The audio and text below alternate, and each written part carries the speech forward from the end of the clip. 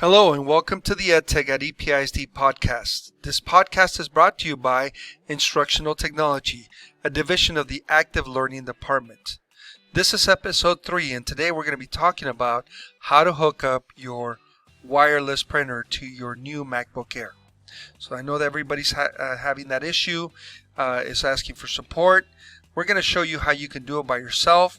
If this doesn't work for you, then you can go ahead and submit that ticket, and hopefully the text will get out to you as soon as possible. But this is about the best way of doing it that we have come up with, that we have all put our heads together in our department to show you how to do this. So you first need to go to System Preferences. You can do it from the dock here, or you can do it up here from the Apple menu right here. You will also need the IP address for your printer. Usually it's on the screen, especially on those HP computers, but sometimes you're going to have to print a report. So you'll have to go into the printer settings, look for the reports setting, and print a network report. So once you print that network report, on that network report you're going to see something called the IP address or IPv4 address. And the IP address starts with a 10. And the second set of numbers has your school number, your campus number, and then it has 4 more numbers after that. So let's go ahead and get started. So once we're here in System Preferences, we're going to click on Printers and Scanners. And as you can see, I already have a lot of printers set up here, but you probably have none. So you can go ahead and click the plus sign to add your first printer. Just a quick note, if you're using an older printer, which is not a network printer that you plug in, you can go ahead and plug it in to your computer using the USB cord. And once you do that, in this default icon, this tab right here, you're going to see your printer show up underneath this name drop down list here. So you'll see your printer, you'll click on it, you'll go ahead and wait for it to find the driver right here in the use box, and then you can click add. That's how you set up a plug-and-play printer. Now, for those of you needing to set up a network printer, then we're going to click on the IP tab, and we're going to enter that number. Like I said, it starts with a 10. Then it has your school number. This one happens to be Douglas. Then it has a number.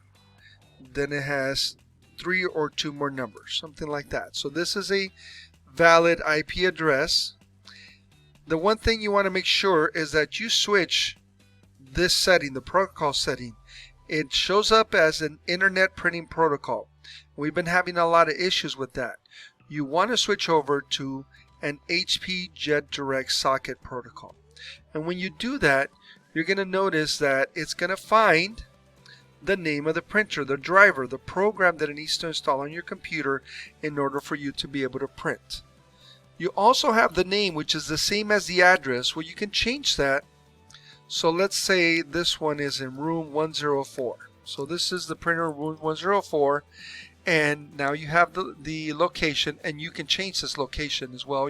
Normally it comes out as empty, it's an empty field, but you definitely want the name so that you know to what printer you're printing to, especially if it's a shared printer within the hallway. And then the use is that driver that you want to install so that your printer will work. Sometimes you're going to get the generic PostScript printer the first time you do this. Go ahead and select Auto Select, let it go through its gathering information stage, and hopefully by the second or third time you will get this HP LaserJet or whatever the name of your printer is, not necessarily this one. If it does not work, if it gives you the generic PostScript printer, then go ahead and add it. Try and add it and see if it works. If all you need to do is print, then go ahead and add this generic printer driver, and hopefully that will work. If it doesn't work, then that's where we're going to go ahead and call in Technology Services, and they're going to go ahead and set up that printer for you. But this is the most important part right here, that protocol. Make sure you set it to Jet Direct socket. You might have a newer printer like some of those black Dells. Those should work under AirPrint.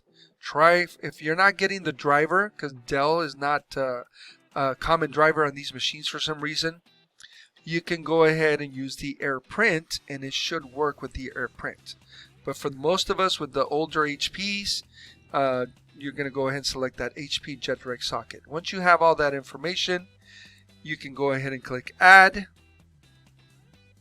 It's going to set up your room. It's going to tell you, sometimes it'll ask you, hey, do you have enough charge, or can you plug in? Because we're going to go ahead and install the driver. It doesn't take that long. As long as you have 25% or more, you should be able to install your printer. So now I'm going to go in alphabetical order, and I will find, there it is, the room 104 printer. If you forgot to type in the name and it only has those numbers, that IP address, then you can right click or secondary click on this device, and you can go ahead and rename the printer. You can also set it as a default printer if you wish. So if you want a room 104 printer to come up every time you hit print, then you can set the default printer, or you can click rename the printer and you can change the name of the printer. Okay, so that's very important that you do that. So that's how you go ahead and connect a wired printer, or in this case, a wireless printer, by using the IP address. If you have any questions, you can contact your instructional technology specialist, or you can contact the help desk if you were unsuccessful in installing your printer. Don't forget to subscribe to our YouTube channel, as well as going to iTunes and subscribing to our podcast there. See you next time on the EdTech at EPISD podcast.